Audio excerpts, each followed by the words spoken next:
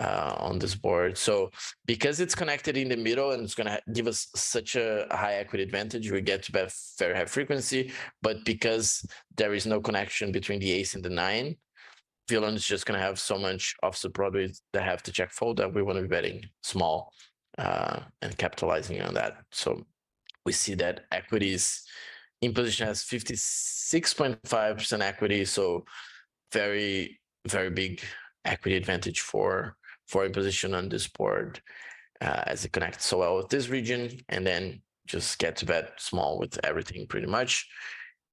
Let's see which ace high boards we want to be checking the most back. So like ace, king, that makes a lot of sense as we don't have as much king X as our opponent. And obviously ace X don't benefit from protection. So it's a board we need to be very passive.